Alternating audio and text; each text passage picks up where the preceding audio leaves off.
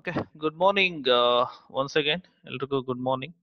So last class ಅಲ್ಲಿ I have discussed about basics of accounting, that is introduction to accounting first chapter ಅಲ್ಲಿ ನಿಮ್ಗೆ that is meaning and definitions of accounting, objectives of accounting, four main objectives ನ ನೀವು ನೋಡಿದ್ರಿ. So ಅದರಲ್ಲಿ ಏನೇನ್ ಮಾಡ್ತಾರೆ and uses, one of the objective ಅಲ್ಲಿ uses ನ ಕೂಡ ಇದ್ ಮಾಡಿದ್ರಿ. ಓಕೆ, ನೆಕ್ಸ್ಟ್ ಅಕೌಂಟಿಂಗ್ ಸೈಕಲ್ ಬಗ್ಗೆ ಕೂಡ ಡಿಸ್ಕಸ್ ಮಾಡ್ದು. We have discussed about accounting cycle ಬಗ್ಗೆನೂ ಕೂಡ ನಾವು ಡಿಸ್ಕಸ್ ಮಾಡ್ದು. ಸೊ ಅಕೌಂಟಿಂಗ್ ಸೈಕಲ್ ಬಗ್ಗೆ ಡಿಸ್ಕಸ್ ಮಾಡ್ದು. 8 ಸ್ಟೆಪ್ಸ್ ಇತ್ತು ಅಕೌಂಟಿಂಗ್ ಸೈಕಲ್ ಅಲ್ಲಿ. We have discussed about all the 8 steps, ಎಲ್ಲ 8 ಸ್ಟೆಪ್ಸ್ ಬಗ್ಗೆನೂ ಡಿಸ್ಕಸ್ ಮಾಡ್ದು. ಅಂಡ್ ನಾವು we move on to major component of this chapter, that is accounting basic concepts ಬಗ್ಗೆ ನಾವು ಸ್ಟಡಿ ಮಾಡ್ತೀವಿ. So what you mean by concepts ಅಂತ ಅಂದ್ರೆ ಏನು ಅನ್ನೋದು ಫಸ್ಟ್ ತಿಳ್ಕೊಳ್ಳೋಣ. So basic accounting concepts means the fundamental ideas of are basic assumptions. Is a fundamental ideas or basic assumptions underlying the theory and practice of financial accounting, or broad working rules for accounting activities are developed by accounting professions actually. So this is nothing but idea. What is the rules ಮತ್ತೆ assumptions ಏನೇನ್ ಮಾಡ್ತೀರಾ ಒಂದು accounting ಅಂದ್ರೆ certain rules ಅಂತ ಇರುತ್ತೆ. You had to follow according to this. So ಆ basis ಮೇಲೆ ಮಾಡುವಂತದ್ದಾಗಿರುತ್ತೆ.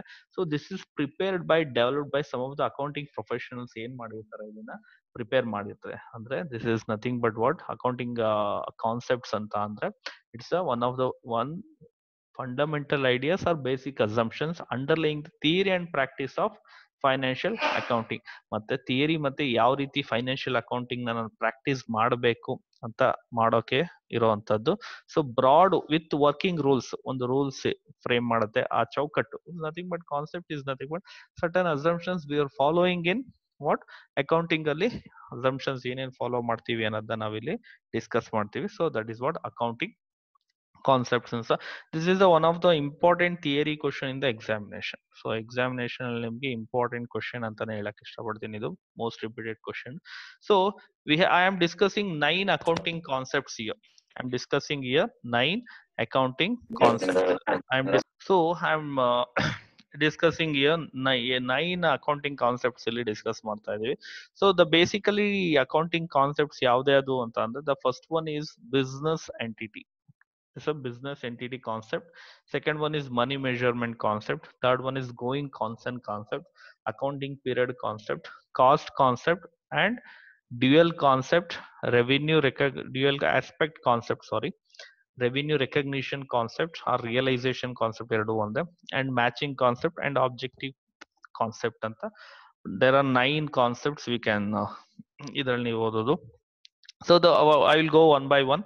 The first one is business entity concept. So business entity concept ಅಂತಂದ್ರೆ the word ನೀವು ನೋಡ್ಬೋದು, the entity word. Business, you know well, it's what they're doing with whatever ಒಂದು business owners ಏನ್ start ಮಾಡ್ತಾರೆ ಅದನ್ನ. So entity concept ಅಂತ ಅಂದ್ರೆ ಇಲ್ಲಿ the concept of business assume, ಏನ್ ಅಸಂಪ್ಷನ್ ಎಂಟಿಟಿ ಅಂತ ಅಂದ್ರೆ business as distinct, business as a distinct and separate entity from its owners. So business, everything is in the name of business. ಎಲ್ಲ ಯಾವ್ದ್ರಿಂದ ನಡೆಯುತ್ತೆ ಹೇಳಿ, business name ಅಲ್ಲಿ ಓನರೇ separate ಆಗ್ತಾನೆ, business ಅಲ್ಲಿ separate ಆಗ್ತಾರೆ. So owner they running the business in the name of business. So ಒಂದು ಯಾವ್ದೋ ಒಂದು ನೇಮ್ ಅಲ್ಲಿ ಬಿಸ್ನೆಸ್ ನ ರನ್ ಮಾಡ್ತಾ ಇರ್ತಾರೆ. ಸೊ ಸಪರೇಟ್ ಎಂಟಿಟಿ ಅಂತ ಇದಕ್ಕೆ ಕರೆಯೋದು. So it means for the purpose of accounting the business and its owners are to be treated as 2 separate entities. Owner ಏನೇ ಇದ್ರು ಓನರ್. ಸೊ ಎವ್ರಿಥಿಂಗ್ ಎಲ್ಲ ಯಾವ್ದು ಹೆಸರಲ್ಲಿ ನಡೆಯುತ್ತೆ ಅಂತಂದ್ರೆ ನಿಮ್ಗೆ everything is runned in the name of business. ಒಂದು example ಕೊಟ್ಟಿದ್ದೀನಿ ನೋಡಿ ಇಲ್ಲಿ ನಿಮ್ಗೆ.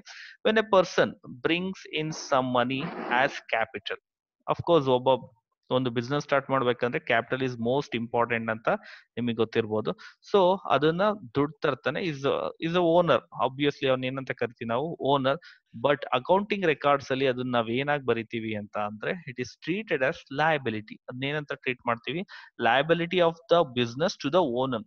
ಓನರ್ ಬಿಸ್ನೆಸ್ಗೆ ದುಡ್ಡು ಹಾಕಿದ್ರು ಸೊ ಅದನ್ನ ಓನರ್ ಏನಂತ ಇದ್ ಮಾಡ್ಬೇಕಾಗತ್ತೆ, ಸೊ ಬಿಸ್ನೆಸ್ ಏನಂತ ಟ್ರೀಟ್ ಮಾಡ್ಬೇಕಾಗ್ತದನ್ನ ಲಯಬಿಲಿಟಿ, ಹೊಣೆಗಾರಿಕೆ. ಯಾಕಂದ್ರೆ owner everything is in the name of, ಏನೇ ಸಾಲ ಇದ್ರು ಏನೇ ಇದ್ದಿದ್ರು ಬಿಸ್ನೆಸ್ ಹೆಸರಲ್ಲೇ ಆಗುತ್ತೆ. ಈಗ ಓನರೇ ಸಾಲ ಕೊಟ್ಟಂಗ ಆಗುತ್ತೆ ಅಂದ್ರೆ ಯಾವ್ದಕ್ಕೆ, ಬಿಸ್ನೆಸ್ಗೆ, ಅದು ಲಯಬಿಲಿಟಿ ಆಗಿರುತ್ತೆ. ಯಾಕೆ, ಯಾವಾಗ್ಲೂ ಕ್ಯಾಪಿಟಲ್ ಇಸ್ ಅ ಲಯಬಿಲಿಟಿ ಅನ್ನೋದು ಇದಕ್ಕೋಸ್ಕರ, because owner as invested separate entity ಇರೋದ್ರಿಂದ ಏನಾಗುತ್ತೆ ಅಂತಂದ್ರೆ it's become liability to business. So here one separate entity owner is assumed to giving money to another distinct entity, that is business. ಎರಡು separate ಅಂತ ಹೇಳ್ತಾ ಇದ್ವಿ, owner separate, business separate. Similarly ಇದೇ ರೀತಿ owner ಏನಾರು in case when the owner withdraws, ದುಡ್ಡು ಎತ್ಕೊಳ್ಳೋದು, withdraw any money from the business for his personal expenses, ಅದನ್ನ ಡ್ರಾಯಿಂಗ್ಸ್ ಅಂತ ಕರಿತೀವಿ. ಏದನ್ನ ಓನರ್ ಏನಾದ್ರೂ ತನ್ನ ವೈಯಕ್ತಿಕ ಖರ್ಚಿಗೆ ಬಿಸ್ನೆಸ್ ಇಂದ ದುಡ್ಡು ತಗೊಂಡಾಗ, that is treated as what, drawings ಅಂತ ಕರಿತೀವಿ. It is treated as reduction in owner's capital and consequently reduction in the liabilities of the business. ಆಗೇನಾಗುತ್ತೆ, ಓನರ್ ಬಂಡವಾಳ ತಂದಿರ್ತಾನಲ್ಲ, ಅದ್ರಲ್ಲಿ ಏನ್ ಮಾಡ್ತಾರೆ, ಆ ಡ್ರಾಯಿಂಗ್ಸ್ ನ ಕಟ್ ಮಾಡ್ತಾರೆ, ಕಡಿಮೆ ಮಾಡುತ್ತೆ. ಯಾಕಂದ್ರೆ business is a separate entity, ಅದ್ರ ಲೆಕ್ಕಾಚಾರನೇ ಅದಾಕ್ಬೇಕಾದ್. ನೀನು ದುಡ್ಡನ್ನ ಅದಕ್ಕೆ ಹಾಕಿದ್ರುವೆ ಸೊ ಡ್ರಾಯಿಂಗ್ಸ್ ಅನ್ನೋದಿರುತ್ತೆ. ಸೊ ಡ್ರಾಯಿಂಗ್ಸ್ ನೀನ್ ಎತ್ಕೊಂಡಾಗ ನೀವೇನು ಓನರ್ ಏನ್ ಬಂಡವಾಳ ಹಾಕಿರ್ತಾರೆ ಅದ್ರಲ್ಲಿ ಏನಾಗುತ್ತೆ, ಕಡಿಮೆ ಆಗುತ್ತೆ. ಆಬ್ವಿಯಸ್ಲಿ ಅದು ಕಡಿಮೆ ಆದ್ರಿಂದ ಏನಾಗುತ್ತೆ, ಬಿಸ್ನೆಸ್ ಅಲ್ಲಿ ಲಯಬಿಲಿಟೀಸ್ ಏನಾಗುತ್ತೆ, ಕಡಿಮೆ ಆಗ್ತಾ ಹೋಗುತ್ತೆ. ಸೊ ದಿಸ್ ಇಸ್ ವಾಟ್, ಇದನ್ನ ನಾವೇನಂತ ಕರಿತೀವಿ, ಬಿಸ್ನೆಸ್ ಮಾಡಿದ್ವಿ. The second concept is money measurement concept. So money measurement concept ಅಂತ ಅಂದ್ರೆ the concept of money measurement states that only those transactions and happenings in an organization which can be expressed in money, such as sale of goods or payment of sales or receipt income, etc., are recorded in the books of accounts. Everything ಎಲ್ಲ ಮನಿಲಿ ಅದು ಏನಾಗಿರ್ಬೇಕು, enter ಆಗಿರ್ಬೇಕು. Transactions, any transactions non monetary transactions ಆಗಿರ್ಬಾರ್ದು. ಅಂದ್ರೆ money measurement ಅಂದ್ರೆ happenings in are expressed in terms of money. ಈಗ sale ಆಯ್ತು, 10 lakh sale ಆಯ್ತು, 10 lakhs is a money measurement. So that's what actually, ಯಾವುದೇ ಒಂದು ಟ್ರಾನ್ಸಾಕ್ಷನ್ಸ್ ಇರ್ಬೋದು, that is expressed in the terms of ಮನಿಲಿ ಅದನ್ನ ಎಕ್ಸ್ಪ್ರೆಸ್ ಮಾಡ್ತೀವಿ. For example, all such happenings cannot be ಕೆಲವೊಂದು ಮಾನಿಟರಿ ಇರಲ್ಲ. For example, appointment of a manager, ಇದೊಂದು transaction. But appointment of a manager is a not a financial ಅಥವಾ economic transaction ಅಂತ ನಾವು ಕರೆಯಲ್ಲ. ಯಾಕೆ ಅಂತ ಅಂದ್ರೆ ದಿಸ್ ಇಸ್ ಡಿಪೆಂಡ್ಸ್ ಆನ್, ಇದೇನಾಗಿರುತ್ತೆ ಅಂತಂದ್ರೆ ಅವನು ಕ್ರಿಯೇಟಿವಿಟಿ ಇದ್ರ ಮೇಲೆ ಅವನ್ನ ನೀವು ಅಪಾಯಿಂಟ್ ಮಾಡಿರ್ತೀರ. ಸೊ ಅಪಾಯಿಂಟ್ಮೆಂಟ್ ಆಫ್ ಒಬ್ಬ ಮ್ಯಾನೇಜರ್ ಇರ್ಬೋದು, ಯಾರನ್ನೇ ಆಗಿರ್ಬೋದು, it's a non monetary terms ಅಲ್ಲಿ ಇರುತ್ತೆ. ಅದನ್ನ ನಾವು ರೆಕಾರ್ಡ್ ಮಾಡ್ಕೊಳಕ್ಕಾಗಲ್ಲ. That is not recorded in the financial accounting. ಅದನ್ನ ಯಾವುದೇ ರೀತಿ ಫೈನಾನ್ಷಿಯಲ್ ಅಕೌಂಟಿಂಗ್ ಅಲ್ಲಿ ನಾವು ರೆಕಾರ್ಡ್ ಮಾಡಕ್ಕಾಗಲ್ಲ. ಬೇರೆದು another important aspect, records of transaction kept in physical, not in physical units but in monetary units. ಯಾವ್ದನ್ನ ಫಿಸಿಕಲ್ ಯೂನಿಟ್ಸ್ ಅಲ್ಲಿ ಕೆಲವೊಂದನ್ನ ಮಾಡಕ್ಕಾಗಲ್ಲ, ಮಾನಿಟರಿ ಯೂನಿಟ್ಸ್ ಅಲ್ಲಿ ಅದನ್ನ ನಾವು ಬೇಕಾದ್ರೆ ಮಾಡಬಹುದು. ಸೊ ಯಾವ ರೀತಿ ಅನ್ನೋದನ್ನ ನೋಡಿ ಅಲ್ಲಿ. For example, in an organisation in a particular day ಅಲ್ಲಿ ಫ್ಯಾಕ್ಟ್ರಿ ಒಂದು ಪೀಸ್ ಆಫ್ ಲ್ಯಾಂಡ್ 2 acres ಅಂತ ಇರುತ್ತೆ. 2 acres ಅಂತ ನಾವು, ಮತ್ತೆ ಆಫೀಸ್ ಕಂಟೈನಿಂಗ್ 10 ರೂಮ್ಸ್ ಇರುತ್ತೆ, 30 ಪರ್ಸನಲ್ ಕಂಪ್ಯೂಟರ್ ಇರುತ್ತೆ, 30 ಆಫೀಸ್ ಚೇರ್ಸ್ ಟೇಬಲ್ಸ್ ಇರುತ್ತೆ, ಬ್ಯಾಂಕ್ ಬ್ಯಾಲೆನ್ಸ್ 5 lakh ಇರುತ್ತೆ, raw material weighing 20 tons. So ಇವೆಲ್ಲ ಒಂದು ಮಾನಿಟರಿ ಟರ್ಮ್ಸ್ ಅಲ್ಲೇ ಇರುತ್ತೆ. These are expressed in different units. So cannot be added give meaningful information.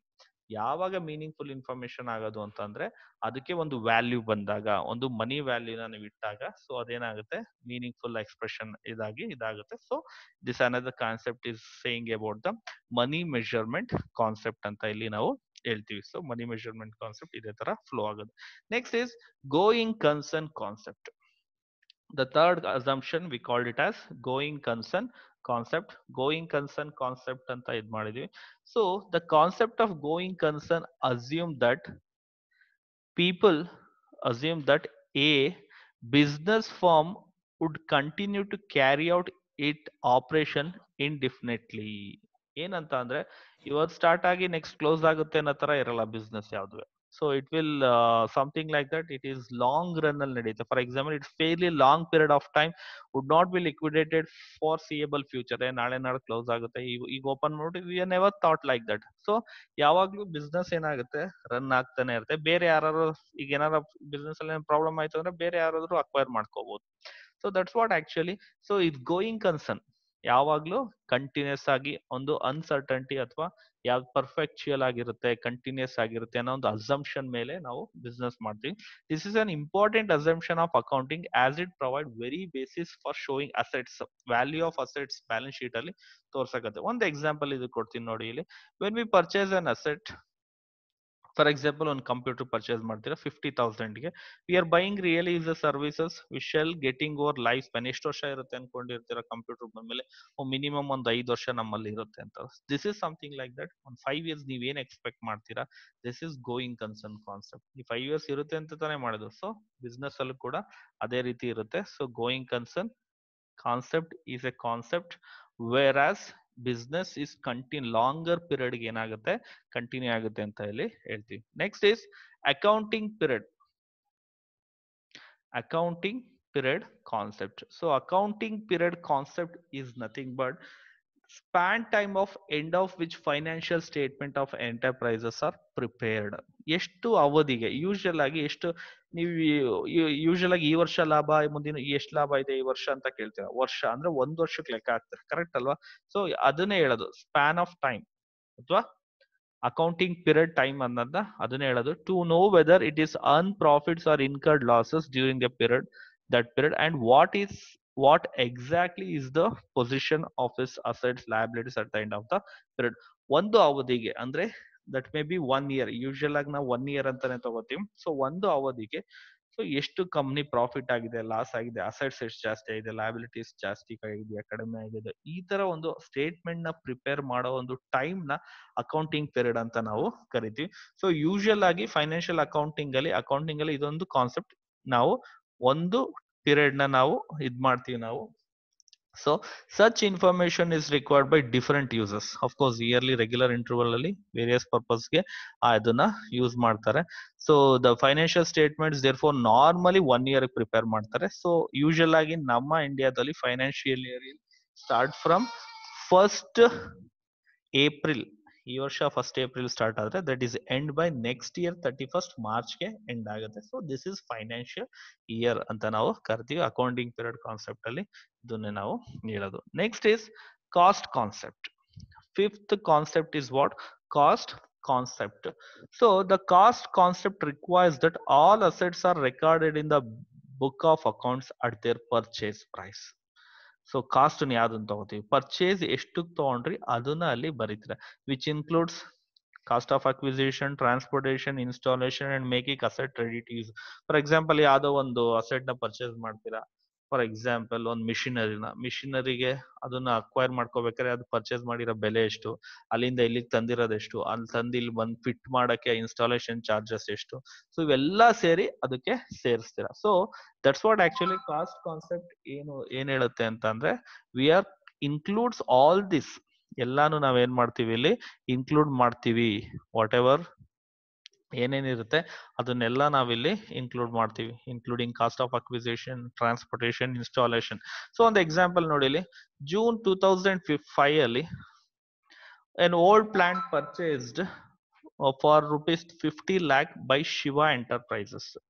So 50 ಲ್ಯಾಕಿಗೆ ಒಂದು 2005 ಅಲ್ಲಿ ಪರ್ಚೇಸ್ ಮಾಡ್ತಾರೆ, which is into business manufacture detergent ಪೌಡರ್ಗೆ ಅದನ್ನ ಒಂದು ಮಿಷಿನರಿನ ಪರ್ಚೇಸ್ ಮಾಡ್ತಾರೆ, ಓಲ್ಡ್ ಪ್ಲಾಂಟ್ ಅದು. Okay, an amount of 10,000 spent on transportation. 10,000 transportation ಖರ್ಚು ಮಾಡ್ತಾರೆ.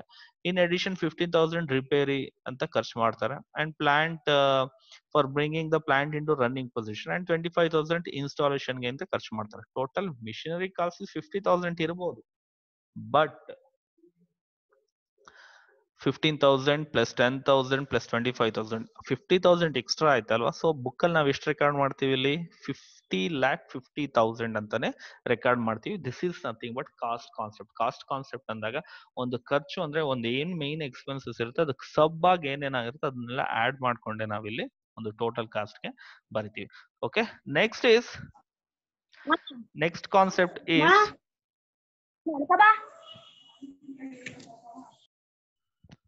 So next fifth concept cost concept ಆಯ್ತು. Next concept is dual aspect concept. Dual aspect concept ಅಂತ ಅಂದ್ರೆ ಇಟ್ಸ್ ಅ ಫೌಂಡೇಶನ್. ನೀವು ಡಬಲ್ ಎಂಟ್ರಿ ಸಿಸ್ಟಮ್ ನ ಏನ್ follow ಮಾಡ್ತೀರಾ that is nothing but dual aspect ಅಂತಾನೆ ಕರಿತೀವಿ. ಡ್ಯುಯಾಲಿಟಿ ಅಂದ್ರೆ ಯಾಕೆ ಅಂತಂದ್ರೆ ಇಟ್ಸ್ ಒಂದು ಅಕೌಂಟಿಂಗ್ ಅಲ್ಲಿ ಒಂದು ಬೇಸಿಕ್ ಪ್ರಿನ್ಸಿಪಲ್. ಡ್ಯುಯಲ್ ಆಸ್ಪೆಕ್ಟ್ ಅಂದ್ರೆ it provides very basis record. ಒಂದು ರೆಕಾರ್ಡಿಂಗ್ ಅಲ್ಲಿ ಬಿಸ್ನೆಸ್ ಟ್ರಾನ್ಸಾಕ್ಷನ್ ನೀವು ಏನ್ ರೆಕಾರ್ಡ್ ಮಾಡ್ತೀರಾ ಅದರಲ್ಲಿ ಒಂದು ಬೇಸಿಸ್ ಆಗುತ್ತೆ. This concept States that every transaction as dual. ಎಲ್ಲಾ ಟ್ರಾನ್ಸಾಕ್ಷನ್ಸ್ ಏನಾಗಿರುತ್ತೆ ಡ್ಯುಯಲ್ ಅಥವಾ ಟೂ ಫೋಲ್ಡೆಡ್ ಎಫೆಕ್ಟ್ ಇರುತ್ತೆ. ಏನಿದು ಟೂ ಫೋಲ್ಡೆಡ್ ಎಕ್ಸ್ಪೆಕ್ಟ್ ಅಂತಂದ್ರೆ ಯೂಶುವಲ್ ಆಗಿ ಟೂ ಅಂತಂದ್ರೆ ಒಂದು ಎಕ್ಸಾಂಪಲ್ ನೋಡ್ತೀವಿ. Rama started business by investing of sum rupees 50 lakh. ಈಗ ರಾಮ ಏನ್ ಮಾಡ್ದ 50 lakh ನ ಕೊಟ್ಬಿಟ್ಟು ಬಿಸ್ನೆಸ್ ನ ಸ್ಟಾರ್ಟ್ ಮಾಡ್ದ.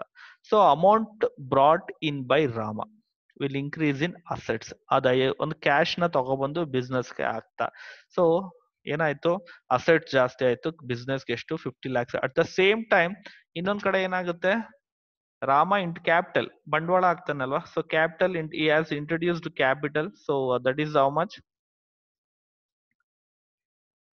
that is how much 50 lakhs. So 50 lakh ಎರಡ್ ಸೈಡೆಡ್ ಆಗಿರುತ್ತೆ. ಒಂದು ಇಟ್ ಈಸ್ ಆ ದುಡ್ಡನ್ನ ತಂದಾಗ ಬಿಸ್ನೆಸ್ಗೆ ಅಸೆಟ್ ಜಾಸ್ತಿ ಆದಾಗ ಬಿಕಾಸ್ ದೇ ಗಾಟ್ 50,000. ಸೊ ಆ 50,000 ಕೊಟ್ಟಿದ್ ಯಾರು ರಾಮ. ರಾಮ ಅದು ಲಯಬಿಲಿಟಿ, ಯಾಕಂದ್ರೆ ಈಸ್ ದ ಓನರ್. ನಾನು ಆಲ್ರೆಡಿ ಸಪರೇಟ್ ಎಂಟಿಟಿ ನಿಮ್ಗೆ ಹೇಳಿದ್ದೆ ಬಿಸ್ನೆಸ್ ಎಂಟಿಟಿ ಕಾನ್ಸೆಪ್ಟ್ ಅಲ್ಲಿ ಓನರೇ ಬೇರೆ ಬಿಸ್ನೆಸ್ ಬೇರೆ ಅನ್ನೋದಕ್ಕೆ. ಸೊ ಅದ್ರಲ್ಲಿ ಏನಾಗುತ್ತೆ ಲಯಬಿಲಿಟಿನೂ ಕ್ರಿಯೇಟ್ ಆಗುತ್ತೆ ಮತ್ತೆ ಒಂದ್ ಕಡೆ ಅಸೆಟ್ ಕ್ರಿಯೇಟ್ ಆಗುತ್ತೆ. So this is nothing but two folded ಅಥವಾ ಡ್ಯುಯಲ್ಟಿ ಅಂತ ನಾವು ಕರಿತೀವಿ. ಎರಡ್ ತರಾನು ಕರಿತೀವಿ. ಸೊ ಈ ಡ್ಯುಯಲ್ಟಿ ನಾವು ಎಕ್ಸ್ಪ್ಲೇನ್ ಮಾಡ್ಬೇಕಂದ್ರೆ ಅಸೆಟ್ಸ್ ಒಂದು ಅಕೌಂಟಿಂಗ್ ಈಕ್ವೇಶನ್ ಅಂತ ಇದೆ. In order to explain this there is a accounting equation. We can see accounting equations ಅಂತ ನಾವು ನೋಡಬಹುದು. ಸೊ ಈ ಅಕೌಂಟಿಂಗ್ ಈಕ್ವೇಶನ್ ಏನ್ ಹೇಳುತ್ತೆ ಅಂದ್ರೆ assets is equal to liabilities plus capital.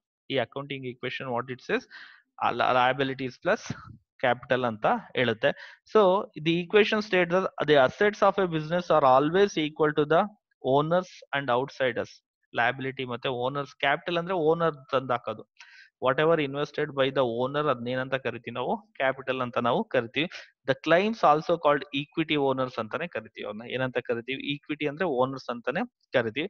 Plus ಅದ್ರ ಜೊತೆಗೆ ಹೊರಗಡೆ ಅವ್ರದ್ದು ಏನಾರ ಸಾಲ ಇದ್ರೆ we are doing that one, that is what liabilities ಅಂತ. ಸೊ ಟೂ ಫೋಲ್ಡೆಡ್ ಆಗಿರುತ್ತೆ. ಸೊ ಅಸೆಟ್ಸ್ ಜಾಸ್ತಿ ಆದ್ರೆ ಏನಾಗುತ್ತೆ ಲಯಬಿಲಿಟೀಸು ಜಾಸ್ತಿ ಆಗಿರುತ್ತೆ. ಯಾವ್ದೋ ಒಂದು ನಾವು ಮಾಡಿರ್ಬೇಕಾಗತ್ತೆ. ಸೊ ಈಗ ಓನರ್ ದುಡ್ಡು ಹಾಕಿದ್ರೆ ಏನಾಗುತ್ತೆ ನನಗೆ ದುಡ್ಡು ಬರುತ್ತೆ, ಅಸೆಟ್ಸ್ ಜಾಸ್ತಿ ಆಗುತ್ತೆ. ಸೊ ಅದೇ ರೀತಿ ಓನರ್ ದುಡ್ಡು ಹಾಕಿದ್ರೆ ಏನಾಗುತ್ತೆ that is increase in liability ಅಥವಾ ಕ್ಯಾಪಿಟಲ್ ಅದು ಏನಾಗುತ್ತೆ ಜಾಸ್ತಿ ಆಗುತ್ತೆ. So this is what duality concept. One sided ಇರಲ್ಲ, ಅದೇನಾಗಿರುತ್ತೆ ಟೂ ಸೈಡೆಡ್ ಆಗಿರುತ್ತೆ ಅಥವಾ ಟೂ ಫೋಲ್ಡ್ ಆಗಿರುತ್ತೆ ಅಂತ ಎಕ್ಸ್ಪ್ಲನೇಷನ್ ಮಾಡೋದು. ನೆಕ್ಸ್ಟ್ ಇಸ್ ರೆವಿನ್ಯೂ ರೆಕಗ್ನಿಷನ್ ಅಥವಾ realisation concept. Revenue recognition or realisation concept. So ಇಲ್ಲೇನ್ ಹೇಳುತ್ತೆ ಅಂತ ಅಂದ್ರೆ the concept of revenue recognition requires that the revenue for a business transaction should be included in the accounting records only when it is realised. ಯಾವಾಗ ಅದು realise ಆಯ್ತು ಆಗ ಮಾತ್ರ ಅದನ್ನ ಇದು ಬರಬೇಕು. ಫಾರ್ ಎಕ್ಸಾಂಪಲ್ ಎರಡು ಕ್ವಶನ್ ಅರೈಸ್ ಆಗುತ್ತೆ. ಫಸ್ಟ್ ಏನಂತಂದ್ರೆ revenue and other when revenue is realised ಅಥವಾ ಆ ವರ್ಷನೇ ಆಗಿತ್ತು. ಒಂದು ಎಕ್ಸಾಂಪಲ್ ಕೊಟ್ಟಿದ್ದಾರೆ ನೋಡಿ ಇಲ್ಲಿ ನಿಮ್ಗೆ. Rent March 2000 for the rent it has been received April ಅಲ್ಲಿ ತಗೊಂಡಿರ್ತೀರಾ, but will be taken in to profit and loss account ಅಲ್ಲಿ ನೀವು ಯಾವಾಗ ತಗೋಬೇಕು ಮಾರ್ಚ್ ಅಲ್ಲೇ ತಗೋಬೇಕು. ಯಾವಾಗ ಅದು ರಿಯಲೈಸ್ ಆಗಿರುತ್ತೆ ಅಂದ್ರೆ ಯಾವಾಗ ಕಟ್ಟಬೇಕಾಗಿರುತ್ತೆ ಆ ಟೈಮ್ಗೆ ತಗೋಬೇಕು. ನೀವು ಮುಂದಿನ ತಿಂಗಳು ಕಟ್ಟಿರಿ ಬಟ್ ಅದ್ ಯಾಕೆ ಮಂತ್ ಇಂದ ಎಕ್ಸ್ಪೆಂಡಿಚರ್ ಆಗುತ್ತೆ ಅದು ಮಾರ್ಚ್ ಇಂದೇ ಆಗುತ್ತೆ. ಸೊ ಮಾರ್ಚ್ 31st 2017 ಅಲ್ಲಿ ಅದನ್ನ ತಗೋಬೇಕಾಗುತ್ತೆ. ಅದನ್ನ ಏಪ್ರಿಲ್ಗೆ ಮುಂದಿನ ವರ್ಷಕ್ಕೆ ನಾವು ತಗೊಳಕ್ ಬರಲ್ಲ. So that is what realisation concept ಅಂತಂದ್ರೆ ಯಾವ್ದೇ ಒಂದು ಎಕ್ಸ್ಪೆಂಡಿಚರ್ ಇರ್ಬೋದು, ಯಾವ್ದೇ ಒಂದು ರೆವಿನ್ಯೂ, ನಿಮ್ಗೆ ಯಾವ್ದೋ ಒಂದು ಸೇಲ್ ಆಗಿರುತ್ತೆ in the month of March ಅಲ್ಲಿ, ಬಟ್ ಅದನ್ನ ನೆಕ್ಸ್ಟ್ ಇಯರ್ ತಗೊಳಕ್ ಆಗಲ್ಲ ಯಾಕಂದ್ರೆ ಸೇಲ್ ಆಗಿರೋದು ಆ ಮಂತ್ ಅಲ್ಲಿ, ಅಕ್ರೂ ಆಗಿರೋದು ಆ ಮಂತ್ ಅಲ್ಲಿ. So we have to be taken on that one. ನೀವ್ ಯಾವಾಗ್ಲಾರ ಕ್ಯಾಶ್ ಪೇ ಮಾಡಿ, ಯಾವಾಗ್ಲಾರ ಅಥವಾ ಕ್ಯಾಶ್ ರಿಸೀವ್ ಮಾಡಿ, ಬಟ್ ಯಾವಾಗ ಅದು ರಿಯಲೈಸ್ ಆಯ್ತು ಆಗ್ಲೇ ಅದನ್ನ ಐಡೆಂಟಿಫೈ ಮಾಡಿ ಮಾಡುವಂತ ಒಂದು ಅಸಂಪ್ಷನ್ ಅಂತಾನೆ ಹೇಳ್ಬೋದು. That is revenue recognition assumption ಅಥವಾ ಕಾನ್ಸೆಪ್ಟ್ ಅಂತ ನಾವು ಕರಿತೀವಿ. Next one is matching concept.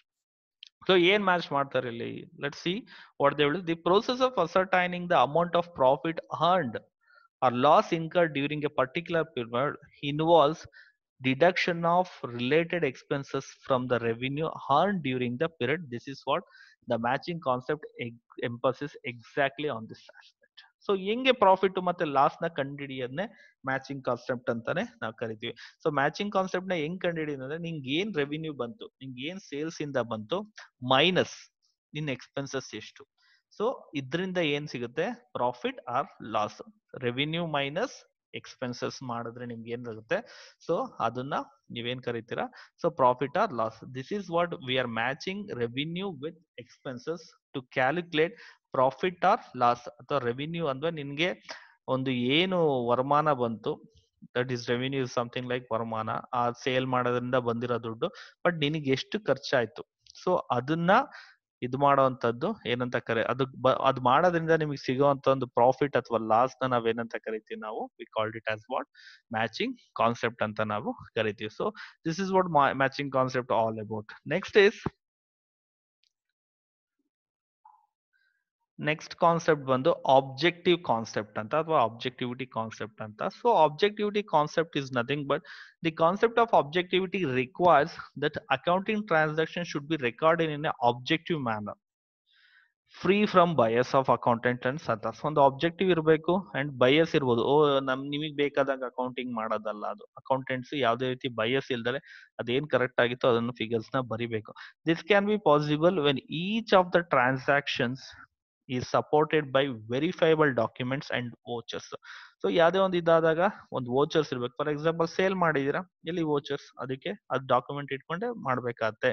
So supporting document ಇರ್ಲೇಬೇಕು ಅದಕ್ಕೆ ಅಂತಾನೆ ಹೇಳ್ತಾ ಇರೋದು. ಫಾರ್ ಎಕ್ಸಾಂಪಲ್ ಒಂದು ಎಕ್ಸಾಂಪಲ್ ನೀವು ನೋಡ್ಬೋದು, the transaction for the purchase of materials may be supported by ಒಂದು ಪರ್ಚೇಸ್ ನಾನು purchase of material material purchase ಮಾಡಿದ್ರೆ ಅದು ಸಪೋರ್ಟೆಡ್ ಮಾಡೋದು ಯಾವುದು, ಕ್ಯಾಶ್ ರೆಸಿಪ್ಟ್. ಯಾರು ಸಪೋರ್ಟ್ ಮಾಡೋದು ಹೇಳಿ, ಕ್ಯಾಶ್ ರೆಸಿಪ್ಟ್ ಅದನ್ನ ಸಪೋರ್ಟ್ ಮಾಡುತ್ತೆ ನಿಮ್ಗೆ for the money paid. So invoice ಅನ್ನೋದು ಇಟ್ಕೋಬೇಕಾಗತ್ತೆ, ಒಂದು ಡೆಲಿವರಿ ಚಲನ್ ಅಂತ ಇಟ್ಕೋಬೇಕಾಗತ್ತೆ. So this is what objective concept. So everything whatever documents, ಏನೇ ಒಂದು ಟ್ರಾನ್ಸಾಕ್ಷನ್ ಹಿಡಿದು they should be documentation should be there. So these are the 9 concepts. Totally we explained 9 concepts, starting from we explained business entity concept, money measurement concept, going concern concept, accounting period concept, accounting cost concept, dual aspect concept, revenue recognition concept, matching concept and objectivity concept. So 9 concepts the ನೋಡ್ದು. So ಇದೇ ಇದ್ರಲ್ಲಿ there will be one more accounting concepts ಅಂತ ಒಂದು ಇದೆ, ಇನ್ನೊಂದು accounting conventions will be there. There will be term, one more term is called accounting conventions. So conventions ಅಂದ್ರೆ ಏನು ಅಂತ ನೋಡೋಣ. ಸೊ ಅಕೌಂಟಿಂಗ್ ಕಾನ್ಸೆಪ್ಟ್ಸ್ ಅಂತ is nothing but what we know, it is basically it is assumptions. ಈ ಇದ್ರಲ್ಲಿ ಒಂದು ಇದ್ರ rules ಅಲ್ಲಿ ಅಕೌಂಟ್ ಫಾಲೋ ಆಗಬೇಕು. Conventions in accounting have been evolved and developed to bring about uniformity in the maintenance of accounts. ಒಂದು uniformity ಇರ್ಲಿ, ಎಲ್ಲರೂ ಒಂದೇ ತರ ಮಾಡ್ಲಿ ಅನ್ನೋದಕ್ಕೆ ಮಾಡುವಂತದ್ದು. So we had to bring out maintain ಒಂದು ಅಕೌಂಟ್ಸ್ ನ ಮೇಂಟೈನ್ ಮಾಡಕ್ಕೆ ಒಂದೇ ತರ ಮಾಡ್ಲಿ ಅನ್ನೋದು.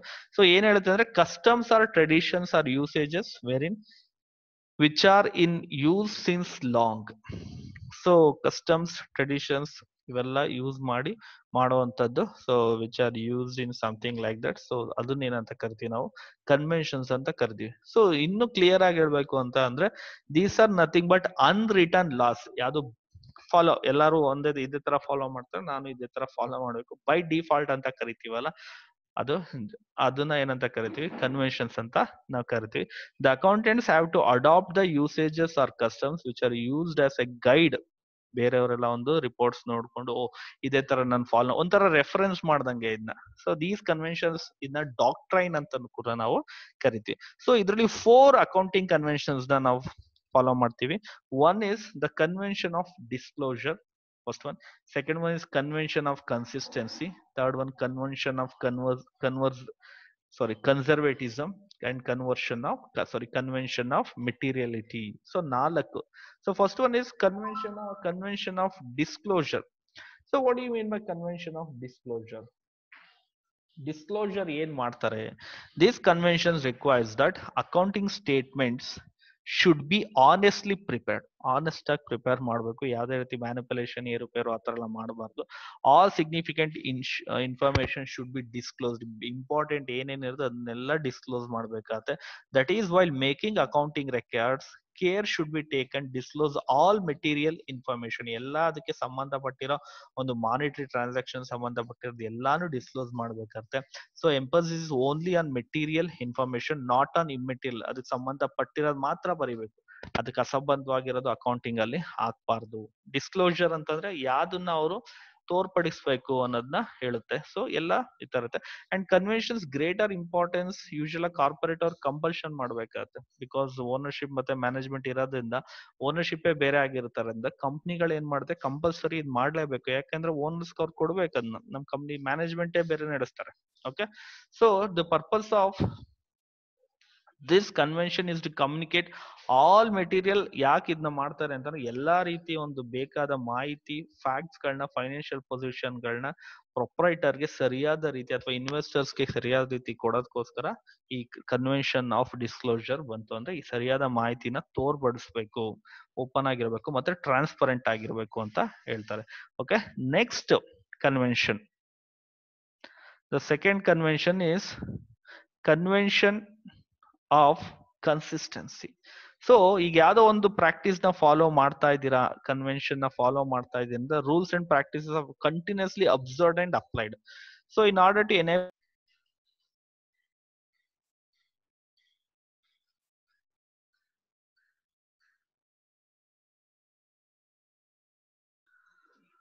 So consistency is nothing but ನೀವು ಒಂದು ಏನ್ ಅಕೌಂಟಿಂಗ್ ಮೆಥಡ್ ನ ನೀವು ಯೂಸ್ ಮಾಡ್ತೀರಾ, so that will be continue.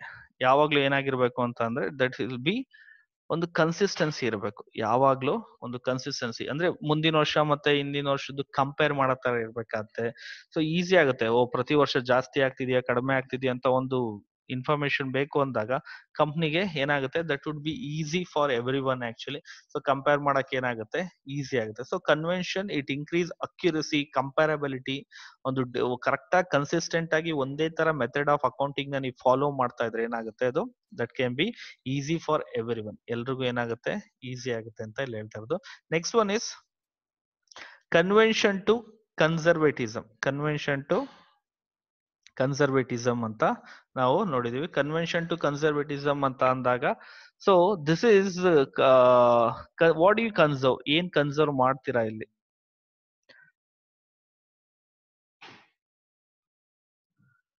So conservatism refers to policy choosing the procedure that leads to understatement as against to overstatement of resources and income. Conservatism ಅಂತ ಅಂದ್ರೆ ಒಂದು procedure, ಯಾವುದೇ ಒಂದು ಅಂಡರ್ ಸ್ಟೇಟ್ಮೆಂಟ್ ಅಥವಾ statement correct ಆಗದಲ್ಲೇ ಅದು over statement ಆಗುವಂತದ್ದು. So income ಜಾಸ್ತಿ ತೋರಿಸುವಂತದ್ದು, resources ಜಾಸ್ತಿ ತೋರಿಸುವಂತದ್ದು. So ಆ ತರ ಕನ್ಸರ್ವೇಟಿಸಮ್ ಯಾವ ರೀತಿ ಮೇಂಟೈನ್ ಮಾಡ್ತೀರಾ. ಫಾರ್ ಎಕ್ಸಾಂಪಲ್, ದಿ ಎರರ್ಸ್ ಗಳು ಜಾಸ್ತಿ ಆಗುತ್ತೆ, ಅದನ್ನ ಅವಾಯ್ಡ್ ಮಾಡೋಕೆ closing stock is valued at the cost. ಈಗ ಯಾವ್ದೋ ಒಂದು ಮೆಟೀರಿಯಲ್ ತರ್ತೀರಾ, ರಾ ಮೆಟೀರಿಯಲ್ ನ ನೀವು ರಾ ಮೆಟೀರಿಯಲ್ ತರ್ತೀರಾ, ಯೂಸ್ ಮಾಡ್ತೀರಾ, 10 ರೂಪಾಯಿ ಒಂದ್ ಮೆಟೀರಿಯಲ್ ಇರುತ್ತೆ.